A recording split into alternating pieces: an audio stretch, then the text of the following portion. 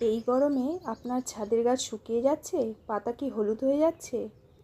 কিন্তু গরম তো আর আটকানো যাবে না, কিন্তু গাছগুলোকে রক্ষা করা যাবে। আজ আমি এমন কিছু টিপস বলবো যেগুলো করলে আপনার গাছ টাটকা থাকবে এবং সতেজ থাকবে।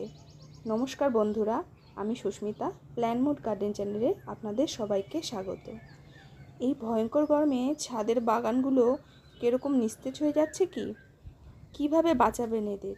কিভাবে ফুল ফল সবজি একই রকম থাকবে, সতেজ থাকবে এবং ফলনও থাকবে? বাগান কিন্তু মেনটেন করে এই সময় করতে হবে, যখন তখন ভুল কাজ করা যাবে না। বাগানের গাছ শীতকালের মতো নয়, এখন প্রচণ্ড গরম। শীতকালে যেইভাবে গাছ করা গেছে এখন কিন্তু সেইভাবে গাছ করা যাবে না, অন্তত এই মাঝের এই সময়টা, যতদিন না বর্ষা আসে বা বৃষ্টি হয়। এই ভয়ঙ্কর গরমে নিজেদেরকে যেমন বাঁচাতে হবে, সেই রকম গাছগুলোকেও বাঁচাতে হবে। নিজেরা যেমন হালকা খাবার খেয়ে বেঁচে থাকবো সুস্থ সবলভাবে, সেই রকম গাছগুলোকেও হালকা খাবার দিতে হবে। রাসায়নিক কিন্তু প্রয়োগ করা যাবে না। ভুলভাল সময়ে গাছে জল প্রয়োগ করা যাবে না। ভুলভাল সময়ে গাছে এসে খাবার দেওয়া যাবে না। ভুলভাল টাইমে গাছ বসানো যাবে না। এখন কিন্তু নতুন বাগানিদের আমি অবশ্যই সাবধান করব, এই সময় হুট করে এসে নতুন গাছ কিনে এনে বসিয়ে দেবে না। কিছুদিন বাগানে রেখে দাও, ওয়েদারটাকে দেখো, চেষ্টা করো যদি ওয়েদারটা নরম হয়, যদি বৃষ্টি হয়, তারপরে ওয়েদারটা যখন ঠান্ডা থাকবে সেই সময় গাছগুলোকে বসাও, তাতে তোমাদের গাছগুলো ভালো থাকবে। এই রোদে গাছ যদি বসাও, সেই গাছ কিন্তু ঝিমিয়ে যাওয়ার সম্ভাবনা থাকবে। তো কাজে কিছু কিছু ফলো করতে হবে জিনিস, যেগুলো করলে তোমাদের বাগান ভালো থাকবে।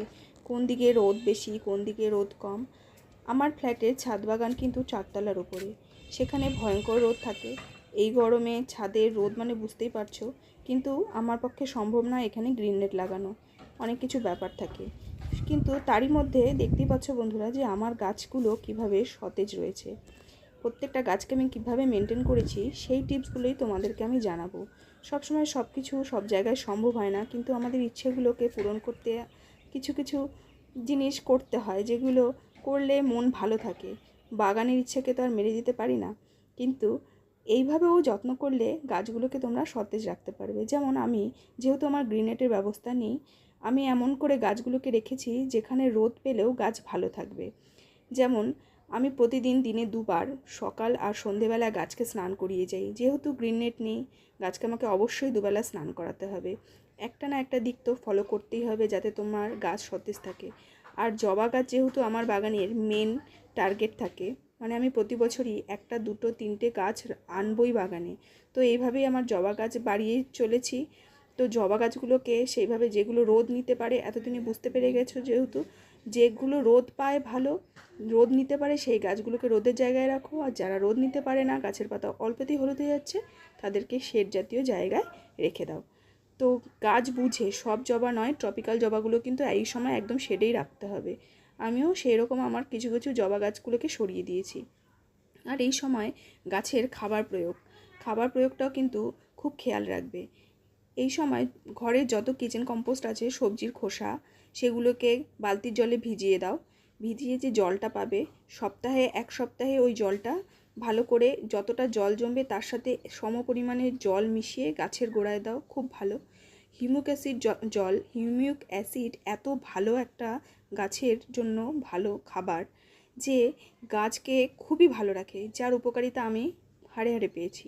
কেননা মানে আমার আগে গাছগুলোকে নিয়ে আমি খুব চিন্তিত থাকতাম, কিন্তু যখন থেকে আমি এই হিউমিক অ্যাসিড জল দিয়েছি, গাছে আমি আলাদা চেঞ্জেস দেখতে পেয়েছি। মাসে 2বার গাছে হিউমিক অ্যাসিড জল তোমরা দিতে পারো, তাতে আমি বলছি তোমাদের গাছ খুব ভালো থাকবে। একবার এনেই দেখো বাগানে, দেখতেই পারবে যে তারপরে তোমার বাগান কেমন থাকে। তারপরে সূর্যের যে রোদ, সেখান থেকে গাছকে বাঁচানোর জন্য গাছের যে পুরনো পাতা, যেগুলো বুড়ো হয়ে গেছে, সেই পাতাগুলোকে কেটে গাছের গোড়ায় দিয়ে দাও, তাতে রোদটা পুরোপুরি গাছের মাটিতে লাগবে না, গাছটি ঠান্ডা থাকবে এবং জলটা খুব তাড়াতাড়ি শুকিয়ে যাবে না। এর সাথে সাথে তোমরা চাইলে নারকেলের ছোবড়াও দিতে পারো, মানে যার কাছে যেটা থাকবে।